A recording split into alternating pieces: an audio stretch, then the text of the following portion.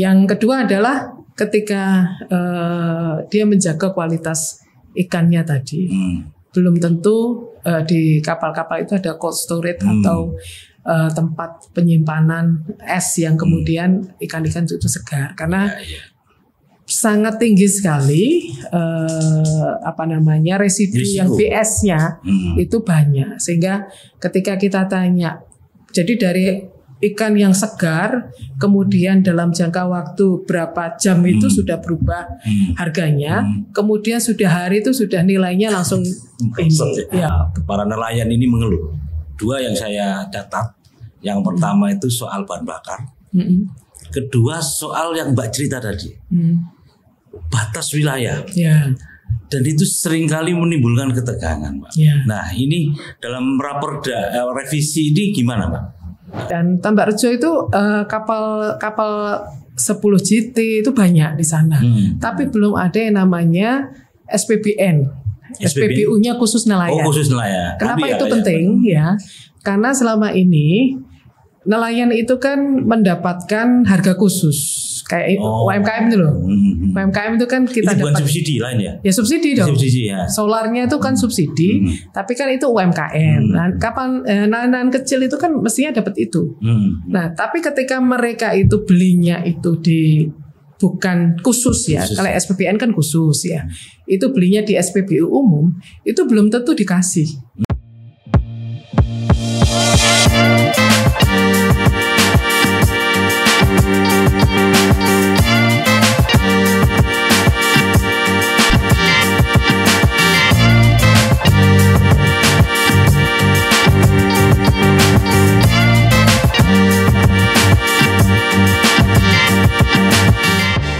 Saya kembali bersama Mbak Erma Susanti. Ya. Ini salah satu legislator dari Partai Demokrasi Indonesia Perjuangan, Komisi B, Pak. Ya. Komisi B. Dan ada satu isu yang luput dari perhatian publik, bahwa hari ini DPRD Jatim, khususnya Komisi B, membahas masalah revisi Perda tentang perlindungan nelayan gitu Pak ya. Gampangnya gitu. Nanti bisa dijelaskan. Ini sesuatu yang jarang sekali diberitakan. Saya sendiri nggak pernah membaca atau media-media nggak tertarik dengan saya juga belum tahu kan, mungkin makanya saya senang Mbak Erma hadir di sini. Saya ingin tahu lebih banyak tentang revisi Perda itu. Ya, kira-kira mungkin bisa diprogram dulu, Mbak. Apa yang menjadi urgent, menjadi concern dari Dewan kok moro-moro sekarang ada revisi Perda perlindungan nelayan. Iya. Baik, Assalamualaikum warahmatullahi wabarakatuh. Waalaikumsalam. Jadi memang dalam masa kerja 2025 ini Komisi B mempunyai program kerja target yang legislasi, yaitu adalah terkait dengan revisi Perda Perlindungan Nelayan Jawa Timur yang sebenarnya itu sudah punya mulai tahun 2016, nomor 3 tahun 2016, yang kemudian atas berbagai masukan dari masyarakat, dari hearing, dari persoalan-persoalan termasuk perkembangan situasi kebijakan nasional, peraturan perundang-undangan, dan tentunya adalah situasi Jawa Timur sendiri, termasuk program kerja prioritas di Jawa Timur, maka Komisi B ini akan melakukan kajian dan merevisi Perda ini. Kenapa ini urgent? Yang pertama adalah kalau ngomong terkait dengan PDRB, pertumbuhan ekonomi, dan secara khusus adalah terkait dengan neraca perdagangan ekspor impor. Perikanan ini terutama adalah perikanan tangkap ya, yang laut ya. Itu Jawa Timurnya adalah tertinggi produksinya se-Indonesia. Jadi kalau secara setiap tahun kurang lebih ada 620-an ribu ton Dan ekspornya itu, itu kan pasti ada beberapa jenis ikan yang itu memang diminati oleh pasar luar, itu sekitar 380-an ribu ton per tahun. Ini nomor 1. Baru kemudian Sulawesi dan sebagainya. Jadi sebenarnya Jawa Timur tentunya adalah lumbung pangan, terutama adalah di sektor perikanan ini adalah utama. Dan sebenarnya dari yang sudah produksi yang sekarang ini, potensinya itu sebenarnya bisa ditingkatkan lagi. Baik itu perikanan tangkap maupun perikanan budidaya, misalnya air tawar atau payo, atau terkait dengan komoditas kelautan yang lainnya, termasuk adalah garam. Kita punya sentra-sentra tambak garam di Madura dan di beberapa tempat, termasuk juga adalah rumput laut. Itu juga di Sidoarjo itu juga ada salah satu desa yang desa devisanya itu adalah dari rumput laut. Gitu. Dan itu sekarang pasarnya lagi tinggi, itu artinya banyak makanan-makanan sehat yang mengandung mineral tinggi itu adalah selain ikan adalah rumput laut itu. Dan itu adalah potensi yang harus diperhatikan dan menjadi peluang Jawa Timur untuk meningkatkan pertumbuhan dalam PDRB-nya, pendapatan domestik regionalnya itu dari sektor laut ini. Sehingga ini tentunya harus harus ada dasar policy normatifnya yang itu adalah untuk mendukung agar potensinya ini optimal di sektor kelautan. Yang kedua tentunya adalah berdasarkan bertemu dengan masyarakat, kita menerima hearing dari masyarakat, terutama masyarakat yang bergerak di sektor kelautan. Ada beberapa hal yang kemudian ini menjadi masalah sehingga akhirnya nilai tukar nelayan itu masih rendah itu. Sehingga kita juga perlu melihat kembali apa sih persoalannya di teman-teman nelayan ini, sehingga kalau kita mengatakan bahwa kita ini pertumbuhan ekonominya tinggi, pendapatan daerahnya, pendapatan brutonya itu tinggi, tapi ternyata tidak berpengaruh terhadap nelayan, itu juga percuma. Artinya bahwa subjek utama adalah pelaku utama di sektor ini harus mendapatkan manfaat kesejahteraan dari proses di sektor perikanan kelautan ini, sehingga memang alat ukur yang pas untuk mengukur itu adalah nilai tukar nelayan. Jadi tentunya ini harus kita kaji mulai dari di on farm-nya, artinya di produksinya itu ada hal-hal yang kemudian menjadi kendala nelayan itu untuk misalnya ditangkap itu adalah apakah dia bisa memaksimalkan untuk mereka itu mendapatkan ikan, apakah dari sisi sarana prasarana misalnya terkait dengan kapalnya, terkait dengan alat tangkap, terkait dengan nanti pasti di situ ngomong permodalan karena juga kalau di nelayan tangkap itu kan modal utamanya adalah BBM, dan BBM itu tidak murah gitu ya. Selain buruh tenaga kerja yang membantu dia ketika mencari ikan itu kan juga mereka punya anak buah, punya tenaga kerja yang harus mereka gaji. Terus kemudian juga terkait dengan asuransi asuransi ketika mereka berlayar dan sebagainya. Itu di sektor di on farm-nya. Nah, yang penting juga adalah di off farm-nya. Off farm-nya itu adalah kalau sudah ditangkap, kemudian ini hasil tangkapnya ini maupun hasil budidayanya ini mempunyai nilai ekonomi tinggi atau enggak itu. Jadi kalau misalnya itu ekspor, maka kalau segar, maka harus betul-betul hasil tangkapnya itu karena kalau misalnya kapal besar di atas 30 GT itu kan dia bisa berhari-hari. Kapal ini punya penyimpanan yang bagus enggak? Sehingga ketika dia mendapatkan ikan banyak, fresh ikannya itu terjaga sehingga kualitas, karena ekspor itu pasti ada standar kualitas itu memenuhi atau enggak. Karena itu pasti yang apalagi yang di Jepang, Korea itu yang mereka membutuhkan ikan untuk makanan-makanan khas sana, misalnya sushi dan sebagainya, itu kan mentah.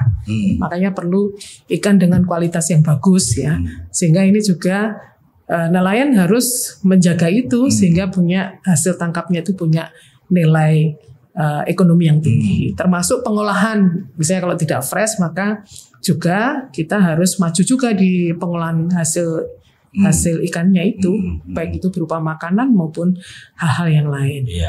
Beberapa catatan ketika kami melakukan ketemuan dengan beberapa nelayan, memang yang menjadi masalah selain kalau misalnya terkait dengan nelayan ini berhadapan dengan karena beda dengan orang yang bekerja di darat ya, yang dihadapi adalah laut. Jadi kalau cuaca tidak mendukung, lagi pasang, bahaya, mereka pasti tidak bisa melaut ya. Kalaupun melaut itu tentunya butuh keamanan dan sebagainya ya. Sehingga ini juga pada nelayan itu dalam siklus tahunan itu tidak semuanya siklus produktif. Ada masa-masa dia cuaca tertentu itu pasti tidak melaut karena itu tidak memungkinkan. Perubahan iklim ini juga ya. Itu tidak memungkinkan sehingga itu berbahaya dan sebagainya. Yang kedua adalah ketika dia menjaga kualitas ikannya tadi. Belum tentu di kapal-kapal itu ada cold storage atau tempat penyimpanan es yang kemudian ikan-ikan itu segar karena sangat tinggi sekali residu yang BS-nya itu banyak, sehingga ketika kita tanya, jadi dari ikan yang segar kemudian dalam jangka waktu berapa jam itu sudah berubah harganya, kemudian sudah hari itu sudah nilainya langsung bosok. Itu yang sebenarnya masih ada yang nampung, itu pabrik mineral kalsium itu ya. Itu membutuhkan seperti itu, tapi hanya ada di Banyuwangi sehingga OT-nya itu, ongkos transportnya itu tidak nututi. Jadi hal seperti itu. Jadi ini yang tentu perlu diperhatikan sehingga mulai dari ketika menangkap sampai kemudian pasca nangkapnya itu, produksinya itu bisa betul-betul optimal sehingga bisa memberikan nilai ekonomis pada setiap rantai itu. Sebenarnya di Jatim ada berapa sih Mbak yang sudah nelayannya sekarang ada berapa? Kalau jumlah nelayan itu tentunya banyak itu ya. Saya tidak catatan saya tidak ada, tapi kalau ada pelabuhan-pelabuhan besar, ada yang kemudian itu sentra nelayan kecil. Jadi kalau nelayan itu ada nelayan besar, nelayan kapal besar. Itu kalau nelayan kapal besar itu lebih dari 30 JT itu dia itu kalau dia melaut bisa sampai 2 minggu. Kemudian kalau dia berlabuh itu bisa sehari, 2 hari, 3 hari, dan di situ perputarannya sampai ratusan juta. Sampai bahkan M ya. Itu yang kemudian di situ terlibat ada buruhnya, ada semua banyak ratusan orang tertumpu pada pekerjaannya di situ. Itu ada di Mayangan, kita punya pelabuhan besar di Jawa Timur, itu ada pelabuhan besar di Mayangan, selain di Banyuwangi itu ya. Dan di situ ada kapal-kapal besar yang itu tentunya merupakan penumpu sektor ekonomi di sentra-sentra itu. Jadi tentunya harus kita tingkatkan kapal-kapal besar itu berlabuh di pelabuhan-pelabuhan di Jawa Timur sehingga banyak ikan yang tentunya diproduksi atau boleh ikannya dari mana-mana karena ikan itu kan tidak datang ke kapal, ikannya kan dikejar oleh kapal. Jadi nelayan Sedang Biru kemarin kita di sana itu dia bisa sampai ke Lombok, bisa sampai ke mana jauh-jauh sana, tapi kita harapkan tetap sandarnya di Jawa Timur sehingga kita hitung sebagai produksi tangkap di Jawa Timur. Istilahnya produksi tangkap ya. Iya, karena ikan nggak bisa digarisi karena kewenangan provinsi itu kan 12 mil. Ya. Tapi kan nggak mungkin ikan itu, terutama ikan yang kualitas tinggi besar-besar itu ya, yang bobotnya ini dia ada di 12 mil. Ya bisa kadang lari. Ya namanya ikan ya ini kan bisa, artinya tidak mesti bisa dibatasi 12 mil. Tapi juga ada kalau kapal-kapal kecil, nelayan kecil 1 JT, 2 JT itu tentunya pasti di area 12 mil. Itu ada jenis ikan-ikan tertentu juga. Salah satu problem nanti yang tapi sebenarnya kalau kita inventarisasi masalah yang di perikanan ini Mbak, yang nomor pertama apa yang sekarang masih butuh penanganan khusus lah, kata-kata seperti itu. Ya, selain kita ingin memastikan Jawa Timur terus menjadi pensuplai produksi ikan di Indonesia, karena sekarang masih kita pertahankan nomor 1 termasuk ekspornya.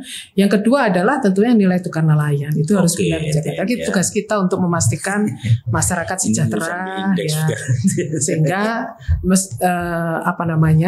meskipun kita daerah ini PDRB-nya tinggi, pertumbuhan tinggi, tapi kalau tidak berdampak pada rakyatnya ya percuma.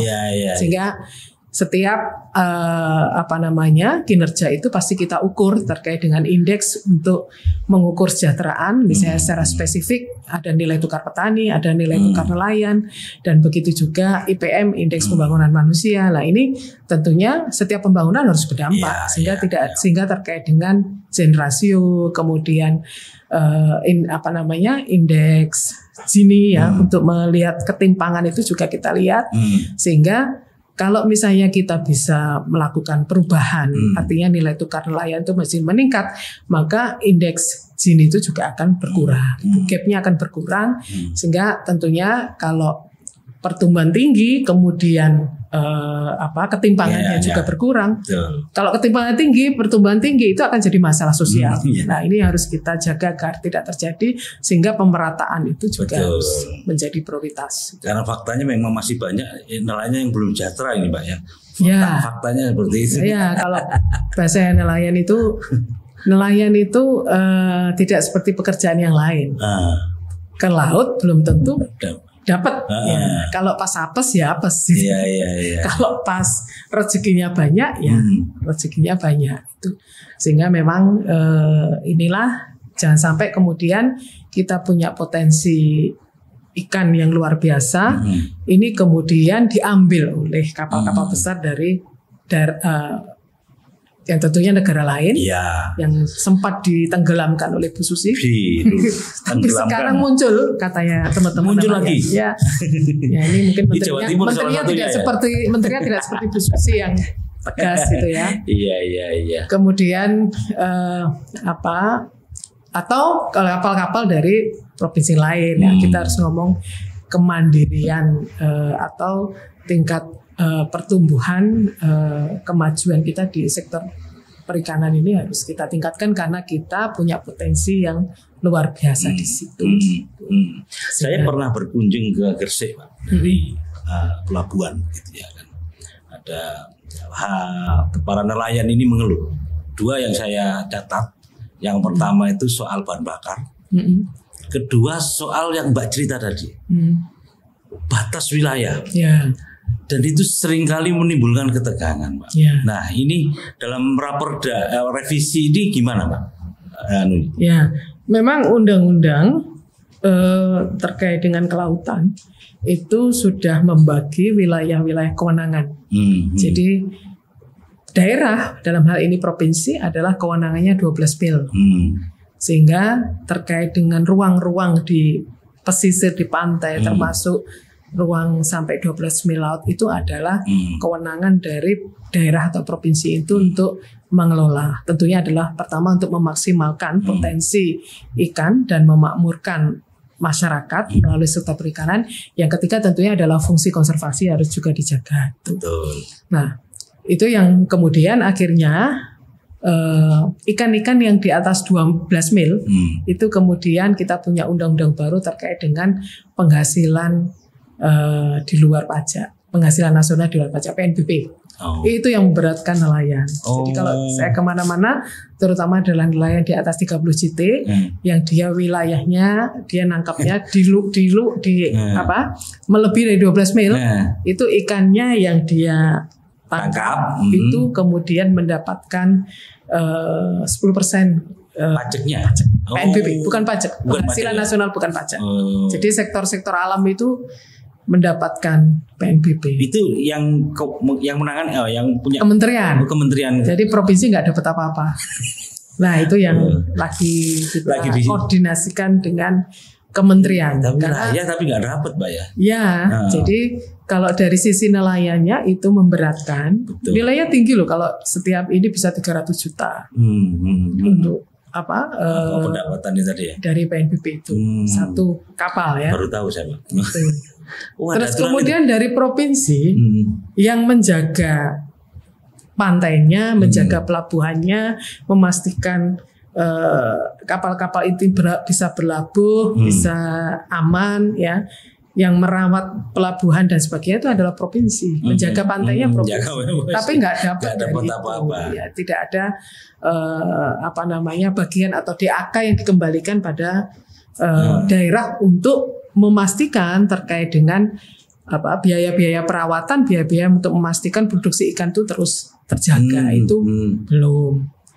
Itu yang kita sering koordinasikan dengan pemerintah pusat. Kita juga berharap pemerintah pusat ini bisa memahami ini sehingga mungkin bisa sedikit mengembalikan PNBP itu adalah juga ke sektor perikanan itu sehingga kita bisa provinsi bisa merawat atau maintenance terhadap pelabuhan-pelabuhan itu sehingga bisa layak untuk kapal-kapal nelayan itu bisa berlabuh. Karena kan kalau misalnya kita tidak bisa memberikan pelayanan pelabuhan-pelabuhan kita yang mungkin punya potensi untuk kapal-kapal besar dari mana saja untuk berlabuh, maka kan kita nggak bisa mendatangkan ikan banyak karena kan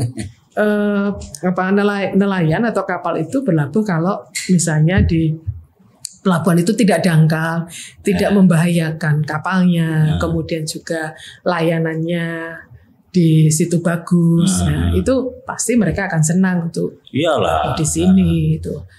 Nah, itu atau diperhatikan mereka ada tempat untuk parkir atau ketika servis kapalnya karena itu kan ada kebutuhan-kebutuhan. Nah, itu di provinsi, tapi di provinsi tidak mendapatkan dari PNBP itu. Sejak kapan tuh, Mbak?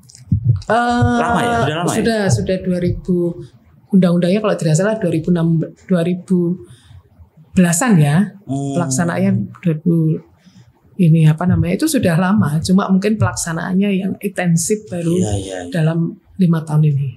Kayak sebenarnya kan kalau mengacu pada otonomi daerah kan harusnya daerah mendapat ke 12% itu tidak serta-merta kemudian penegakannya itu dilakukan karena semua perizinan itu sebenarnya di pusat. Pemanfaatan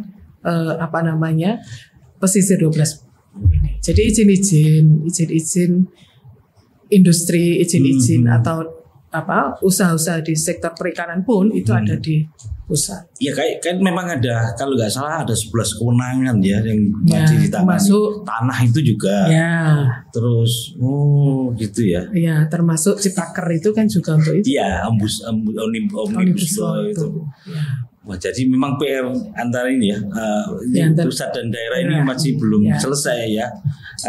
Terus yang bahan bakar tadi, Mbak, itu keluarnya banyak. Ya, jadi itu juga di Blitar itu juga ada teman-teman nelayan di Tambarjo. Kemarin saya juga sempat ikut petik laut di sana. Jadi nelayan itu kan punya setiap pantai di sentra nelayan itu punya budaya tiap tahun itu seperti bersih desa itu ya. Jadi melakukan larung gitu ya, larung, kemudian ada selamatan dan sebagainya. Saya sering ikut ya. Kemarin di Tambarjo, dan Tambarjo itu kapal 10 GT itu banyak di sana. Tapi belum ada yang namanya SPBN. SPBU-nya khusus nelayan. Khusus nelayan. Kenapa itu penting ya? Karena selama ini nelayan itu kan mendapatkan harga khusus kayak UMKM itu loh. UMKM itu kan kita itu bukan dapat subsidi lain ya? Ya subsidi dong. Subsidi ya. Solarnya itu kan subsidi, tapi kan itu UMKM. Nah, kapan nelayan kecil itu kan mestinya dapat itu. Nah, tapi ketika mereka itu belinya itu bukan khusus ya. Kalau SPBN kan khusus ya. Itu belinya di SPBU umum, itu belum tentu dikasih. Kalaupun nanti dikasih, bisa jadi terjadi kriminalisasi itu. Misalnya kalau dia bawa tong tapa kan ada nelayan kan butuhnya itu kan butuhnya kan tidak 1-2 liter untuk ininya untuk kapalnya harus izin ini segala macam. Tapi kalau ada khusus EPBN maka kan itu kan memang harus izin. Dia memperbarui izin kan juga ada di UPT yang ngurusi itu. Jadi tidak perlu jauh-jauh ke di tengah kota misalnya. Betul. Itu. Nah, ini juga yang sering saya minta provinsi, tapi ini nanti juga terkait dengan BUMN-nya Pertamina ya, izinnya juga dari pusat. Jadi saya juga ngawal terutama karena kebetulan di dapil saya itu ada beberapa pantai di sentra nelayan, kita ingin ada SPBN-nya sehingga tidak ada kriminalisasi, kemudian nelayan juga tidak mudah untuk mendapatkan subsidi. Karena berapa tahun lalu itu juga ada riset itu ternyata juga pemanfaatan subsidi itu tidak, artinya banyak yang bocor. Artinya bahwa yang seharusnya UMKM, nelayan kecil, yang itu sebenarnya yang harusnya mendapatkan subsidi itu tentunya yang harus betul-betul diperhatikan. SPBN bentuknya seperti apa sih, Pak? Ya sama SPBU tapi khusus nelayan. Tempatnya di dekat pantai begitu ya, di dekat pelabuhan begitu ya. Iya, itu bisa dikelola oleh koperasi nelayan. Oke. Yang dari koperasi. Kalau nelayan punya koperasi itu kan ada salah satu jenis usaha sehingga kemudian dia bisa bekerja sama dengan Pertamina untuk khusus memberikan layanan untuk nelayan gitu. Jadi nelayan nggak perlu ke kota ngurus izin, kan harus memperbarui itu yang subsidinya kartunya itu belum nanti dicurigai, dikriminalisasi, dianggap jual beli solar subsidi lah itu yang. Di Jawa Timur ada berapa SPBN-nya? Nggak banyak ya? Nggak ada kalau saya lihat di Jawa Timur ada, di Lamongan ada. Ada ya. Tapi nggak banyak. Kalau di Blitar tidak ada, di dapil saya ya. Tapi kalau Jawa Timur ada, terutama di sentra-sentra nelayan yang besar-besar. Lamongan ada, Brondong gitu ya, kemudian di beberapa ada. Tidak semua sentra nelayan ada. Mestinya kan kalau sudah ada sekitar 100 lebih nelayan itu kan mestinya harus ada lah. Harusnya ya. Iya. Karena ketika musim laut itu kan pasti semuanya butuh. Saya juga heran waktu itu loh. Salah satu keluhan yang pertama itu bahan bakar. Iya. Ya karena memang saprodinya itu ya bahan bakar selain kapalnya ya itu. Kedua ya itu yang tadi banyak kapal asing yang itu wilayah itu yang jadi sering jadi ini di Perda ini juga mencakup itu Pak ya. Ya, tapi memang gitu ya. Kalau Perda itu kan hanya bisa mengatur terkait dengan kewenangan daerah ya. Jadi misalnya terkait dengan pelaksanaan 12 mil, segala macam itu harus kita konsultasikan sehingga kita tidak mungkin mengatur hal-hal yang itu memang kewenangannya di pusat gitu ya. Terus kedua tentunya adalah kalau hal itu terkait dengan penegakan itu tentunya adalah ranahnya di hukum ya, itu tentu tidak kita atur. Jadi kita mengatur terkait dengan memastikan produktivitasnya sehingga terkait dengan yang utama misalnya terkait dengan permodalan itu harusnya nelayan itu kan selama ini dia pasti untuk mendapatkan modal itu kadang pasti terjerat dengan rentenir yang kemudian itu yang memaksakan harga atau menentukan harga ikannya sehingga tidak bisa mendapatkan harga yang bagus itu. Betul itu Pak. Kemudian juga terkait dengan termasuk BBM-nya, termasuk kemudian terkait dengan asuransi, ya, termasuk dengan kemudian di pelelangan ikan itu. Jangan sampai kemudian hanya dikuasai oleh tertentu saja yang menentukan harga sehingga nelayan tidak mendapatkan harga yang bagus. Nah, apa sih tengkulak apa gimana? Ya tengkulak. Karena ada kalau misalnya di TPI-nya itu hanya dikuasai oleh beberapa tengkulak, maka itu kan bisa bekerja sama melakukan monopoli itu yang kemudian merugikan. Faktanya nelayan. Seperti itu, Pak. Ada beberapa yang nelayan berkeluh kesah seperti itu. Itu nanti antisipasinya gimana nanti? Ya TPI-nya harus di pengawasan pemerintah pengawasan, ya. Jangan sampai kemudian seperti itu. Harus dibuka pedagang-pedagang yang lain yang bisa memberikan harga yang lebih bagus sehingga bisa menguntungkan pada nelayan itu. Iya. Ya itu salah satu hal yang harus pengawasan ya. Perjuangan. Terus ada satu lagi Pak, teknologi. Oh iya. Ini nelayan-nelayan kita ini kalahnya dengan kapal besar yang punya satelit gitu ya. Iya. Itu penting sehingga bisa mengetahui di mana ikan dan sebagainya, termasuk juga untuk keamanan gitu ya. Kemudian tentunya hal penting teknologi ini juga terkait dengan tangkap yang ramah lingkungan. Jadi kita juga mengenalkan kepada teman-teman nelayan ini cara untuk mencari ikan yang ramah lingkungan, yang tidak ada troll, tidak ada di strom yang dulu katanya gitu ya. Sekarang sudah nggak boleh. Dan sekarang tentunya nelayan juga sadar bahwa itu kalau dilakukan nanti ikannya akan lari gitu, tidak akan lagi di situ sehingga mereka akan tambah sulit untuk mencari ikan gitu. Terus kemudian jaringnya juga jaring yang bukan jaring yang rapat-rapat sehingga yang kecil-kecil itu ya, itu juga ini. Termasuk kemarin saya di Jolo Sutro di Blitar itu bertemu dengan nelayan-nelayan yang mereka itu sudah tahu mana ikan yang dilindungi.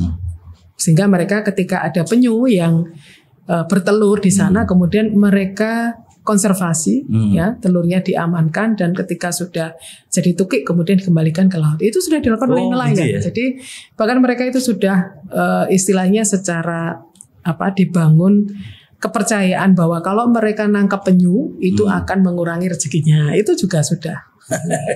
Jadi jadi penyu meskipun harganya tapi mereka percaya. Mahal, Mbak. Di Bali ya. Itu mereka percaya bahwa ini. Jadi artinya bahwa kita untuk memastikan produktivitas laut itu terus terjaga itu tentunya adalah terkait dengan konservasinya harus kita jaga. Kemarin teman-teman yang ada di Gresik, Lamongan itu pesisirnya itu kan industri semua. Ikannya itu sudah berkurang. Karena limbah tuh. Kalau sudah industri ada di pesisir itu kan limbah. Jadi pasti ikannya pindah lah gitu.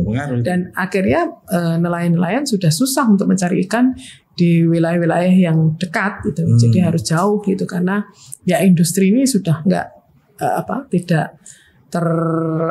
terkontrol itu ya. Sejauh ini Mbak Evina kan udah 2 periode, ini periode kedua. Intervensi pemerintah terhadap nelayan ini gimana? Ya, yang pertama adalah terkait dengan SDM nelayan itu, pemerintah provinsi memang sudah melakukan pelatihan-pelatihan, termasuk memberikan bantuan alat tangkap misalnya jaring yang ramah lingkungan itu sudah dilakukan. Jadi termasuk kesadaran nelayan tadi. Kalau biyen iku pokoknya iwak sak piroe di iki ya. Sekarang sudah mulai muncul mereka sadar bahwa ternyata apa sih diomong nih pemerintah itu benar gitu, bahwa kita harus alat tangkap kita itu untuk memastikan keberlangsungan ikan itu terus ada. Terus kemudian juga pelabuhan-pelabuhan Jawa Timur juga berupaya meskipun tentunya dengan keterbatasan untuk memastikan pelabuhan itu menjadi alternatif selain Pelindo untuk nelayan-nelayan itu berlabuh sehingga kemudian bisa ikan itu ada di Jawa Timur. Ada beberapa pelabuhan besar di Jawa Timur. Kemudian juga konservasi terumbu karang, kemudian juga terkait dengan pesisir itu juga dilakukan bersama-sama dengan stakeholders utama dari ini adalah tentunya nelayan dan penduduk di sekitar pesisir. Begitu juga dengan perizinan. Jadi kalau kapal itu berdasarkan pada kapasitasnya itu mereka ada izin-izin. Jadi kapal besar itu izinnya di pusat, kapal yang menengah ke bawah izinnya di provinsi. Nah, untuk memudahkan itu beberapa UPT yang ada di pelabuhan itu ada layanan-layanan yang mendekati nelayan. Jangan sampai kemudian nelayan untuk mendapatkan izin itu harus jauh gitu. Nah, itu ada yang masih harus ke daerah lain untuk mendapatkan izin. Ada yang kemudian pemerintah provinsi memutus itu sehingga memudahkan nelayan untuk mengurus izin kapalnya.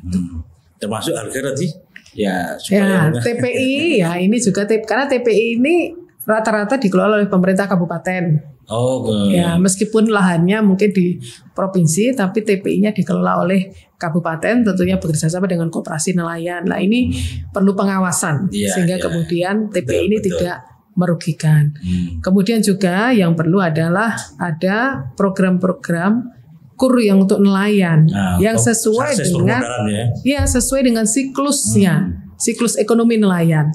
Kan siklus ekonomi nelayan kan berbeda. Dia pada masa dia punya uang dengan tidak punya uang itu kan beda dengan petani atau dengan UMKM yang setiap hari mungkin dia bisa, kalau jualan kan ada sehingga dia bisa bayar tiap bulan.